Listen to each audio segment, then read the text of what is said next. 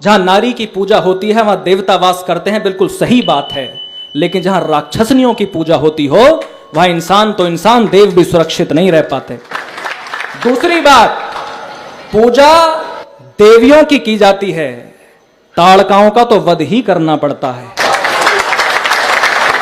तीसरी बात, नारियां वो नहीं होती जो शादी के चौथे दिन पति से कहें कि मैं इस घर में नहीं रह सकती, तुम्हारे मां बाप के साथ नहीं रह सकती, मुझे घर नर्क लगता है। नारियां वो होती हैं जो शादी के बाद पति से कहती हैं कि तुम अपना प्यार और साथ बना करके रखना, मैं जिस भी हालत में आई हूं, जैसी भी जगह आई हूं, अगले कुछ समय में इसी घर को स्वर्ग बना करके दिखाऊंगी। नारियां वो होती हैं। मैं 4 पंक्तियां पढ़ रहा हूं, आपका मन मिले, आपको लगे कि कवि सच बोलता है तो आपकी खुददारी वाली तालियां, आपका समर्थन मिले कि नकली रूप बना करके सबके मन को भा जाती हैं। सौरभ राजपूत की चिता ठंडी नहीं हुई थी कि एक और घटना इस देश में हो गई।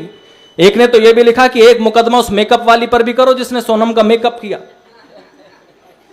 तब पढ़ता हूं कि नकली रूप बना करके सबके मन को भा जाती हैं, नकली रूप बना करके सबके मन को भा जाती हैं, फिर कुछ दिन में ही लड़कर के जो चाहे सब पा जाती हैं। इस शादी के जोड़े में अब कुछ नर पिशाचनी बैठी हैं, एक शादी के जोड़े में अब कुछ नर पिशाचनी बैठी हैं, जो भोली भाली माओं के इन बेटों को खा जाती हैं, जो भोली भाली माओं के इन बेटों को खा जाती हैं। और मेरी शिकायत बहनों से नहीं है, मैं 2 बहनों का भाई हूं, मेरी शिकायत इन लड़कों से है, अपनी बिरादरी से है।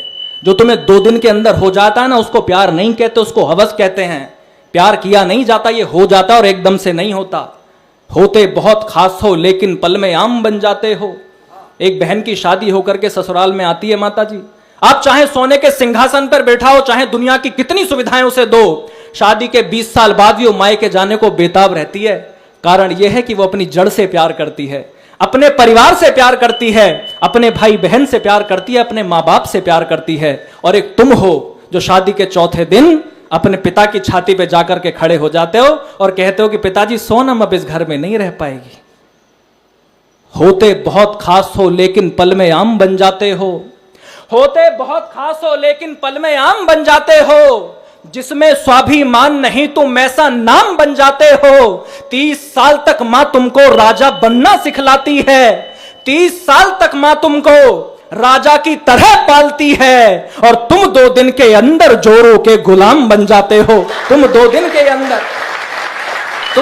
के अंदर जोरों के गुलाम बन जाते हो। रिश्तों की फसल बच सकती है, खुशियों के बाग बच सकते हैं। यहां पढ़े लिखे समझदार पारिवारिक लोग बैठे हैं, मेरी 4 पंक्तियां घर लेकर के जाना कि रिश्तों की फसल बच सकती है, खुशियों के बाग बच सकते हैं। रिश्तों की फसल बच सकती है, खुशियों के बाग बच सकते हैं। नारी के दामन पर लगते ये खूनी दाग बच सकते हैं। बहुओं से लड़ने से बेहतर तुम संस्कार दो बेटी को, बहुओं से लड़ने से बेहतर तुम संस्कार दो बेटी को।